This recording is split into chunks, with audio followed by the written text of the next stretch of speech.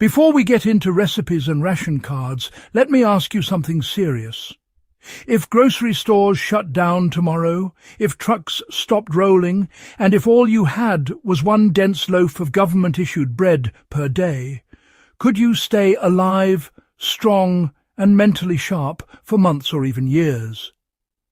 During World War II, millions of civilians and soldiers faced exactly that reality. Bread was not comfort food. It was survival. It was medicine. It was currency. It was sometimes the only thing standing between life and starvation. Today, we're going to break down exactly what World War II bread was, how it worked, what it did to the human body, and whether a modern person could realistically live on it. When global supply chains collapsed during the war, wheat imports fell, farmland was bombed, and fuel shortages crippled transport, governments had to stretch every grain. Bread became the most efficient way to deliver calories to millions of people.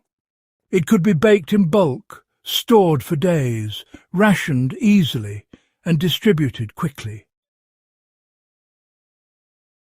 In many countries, adults receive between 150 and 300 grams of bread per day. That might sound reasonable until you realize it often replaced most other foods. Meat, dairy, sugar and oils were rare. Bread wasn't part of the meal, it was the meal.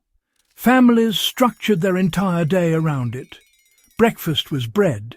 Lunch was bread. Dinner was bread, maybe dipped in water, rubbed with garlic, or paired with thin soup. Survival depended on making that loaf last.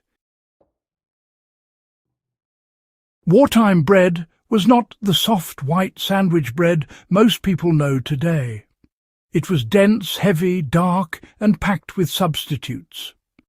Wheat flour was often mixed with rye, barley, oats, potatoes, sugar beet pulp, and sometimes even ground legumes. In extreme shortages, fillers like chestnut flour, acorn meal, and dried vegetable powder were added. The goal was simple: stretch flour as far as possible, while keeping people alive. Many loaves weighed over 2 kilograms and felt like bricks. They were baked slowly, often sourdough style, to improve digestibility. Some loaves lasted a week without spoiling because they were so dry and acidic. This bread was designed for survival, not pleasure. A typical World War II ration loaf provided between 1,000 and 1,500 calories per day if consumed fully. That is barely enough for a sedentary adult and honestly dangerously low for anyone doing physical labour. Protein levels were modest, usually between 8 and 12%. Fat content was almost non-existent. Vitamins depended entirely on how much whole grain and vegetable matter was used. Some breads contained decent amounts of B vitamins and fibre. Others were almost empty calories. Over time, many people developed deficiencies. Fat-soluble vitamins disappeared first. Then came anemia, weakened immunity, and muscle loss. Bread kept people alive. It did not keep them healthy. Historical records, medical journals, and survivor testimonies show a clear pattern. In the first months, people lost weight rapidly. Hunger was constant. Energy levels dropped. Cold tolerance declined. After 6 to 12 months, more serious problems appeared. Teeth weakened. Skin became dry. Wounds healed slowly. Infections lasted longer. Many people developed edema, swollen joints, and chronic fatigue. Children raised primarily on bread grew shorter and weaker. Adults aged faster. But despite all this, most survived. The human body is remarkably adaptable when calories are available, even in poor form. Bread bought time. Time meant survival. People did not passively accept their rations. They engineered survival around them. Mothers soaked stale bread in water and fermented it to improve nutrition. Others toasted it into rusks to make it last longer. Some ground it into porridge. Some mixed it with foraged greens, onions or animal bones to make nutrient-rich soups. A common method was drying slices completely and storing them in cloth bags to prevent mould. Another was trading portions for milk, eggs or fat when possible. One practical survival technique was combining bread with sunlight exposure. Vitamin D from sunlight compensated for dietary lack. Another was walking daily to preserve muscle. Survival was not just about eating. It was about managing the body.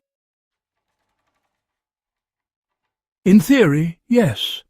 In practice, it would be extremely difficult. If you consumed 1,200 calories of dense, whole-grain, wartime-style bread per day, you could survive for several months. With access to clean water, sunlight, and minimal physical strain, you might last longer. However, within weeks you would experience fatigue, mood changes, and mental fog. Within months, deficiencies would become serious. Without supplemental fats, protein, and vitamins, long-term survival would be unlikely. Most modern people are metabolically unprepared for this level of restriction. Our bodies are used to constant abundance. The shock would be severe. WT civilians survived because they had no alternative and developed extreme discipline. If you want to understand this reality, try a controlled experiment. Bake a dense whole-grain sourdough using rye, oats and potatoes. Eat only that bread, water and herbal tea for 3 days. Track your energy, focus, hunger and mood. You will quickly learn how dependent modern life is on variety. You can also use wartime methods to strengthen resilience. Learn to bake shelf-stable bread, practice drying and storing loaves, study fermentation, build a small grain reserve, learn to pair bread with forage greens or preserved fats. These are not hobbies. They are insurance. Wartime bread proves that humans can endure astonishing hardship with very little. It shows that survival is not about comfort, flavour or convenience. It is about consistency, discipline and adaptation. Bread was never enough, but it was just enough. It kept families alive long enough for peace to return. And that is the real lesson. If this deep dive helped you understand survival history in a new way, make sure to subscribe to the channel, share this with someone who cares about real preparedness, and leave a comment about what topic you'd like explored next. These stories matter, and together we keep them alive.